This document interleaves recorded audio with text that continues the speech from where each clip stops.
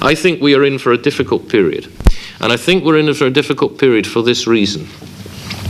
When you're faced with the big challenges of globalization that I spoke about in my introduction, you know, the challenge of a growing world population and greater migration of people, the challenge of international crime, the challenge of energy security. Half of the parties on the right wing of the European Union are reacting to those challenges by, as I said, pulling up the drawbridge. If they are conservative parties, they are retreating into nationalism.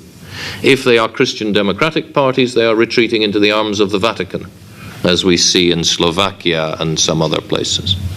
Half of the parties on the left wing of politics will not accept the competitive economy that we need if we are to have a successful Europe. So our job as liberals and Democrats has got to be to bring together the moderate parties of the right and the moderate parties of the left and build a much stronger European centre.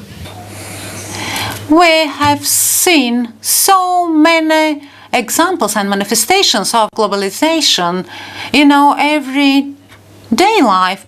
We read every day in the press about mergers and acquisitions, consolidation of markets, global challenges, for example, the depletion of the ozone layer, deforestation, and so on. However, I would like to draw your attention to something more important.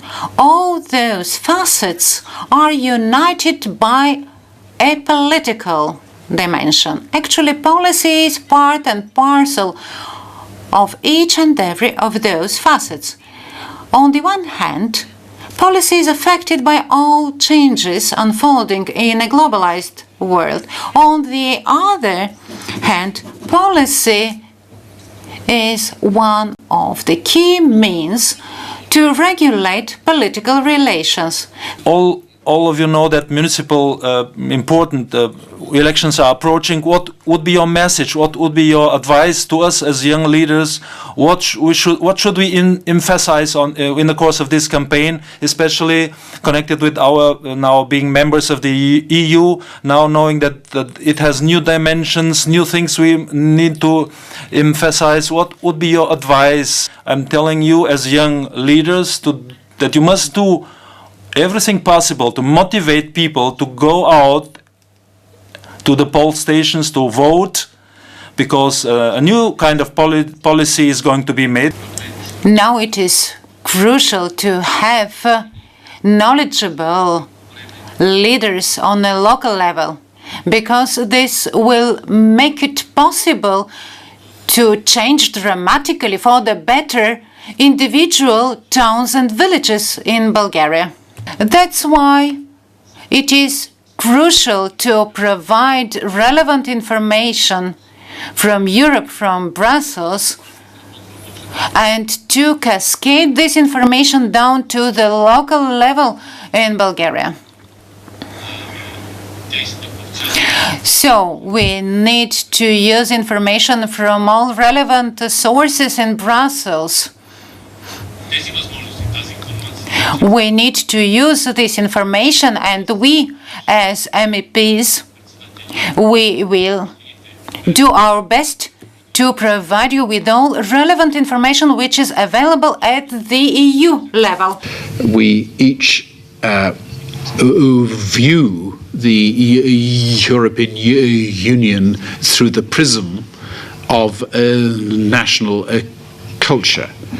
So it is far from simple to devise policies or to draft a constitutional system that will suit all citizens and states of the EU. My name is Meltan Hasanov.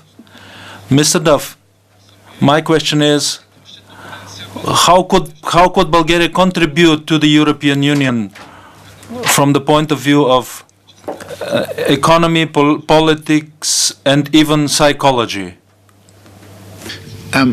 You know, Sofia isn't to get a brief from Brussels about what it should now do as a member state of the EU. It has got to bring positive ideas and encouragement from Sofia here to enrich the policy making process.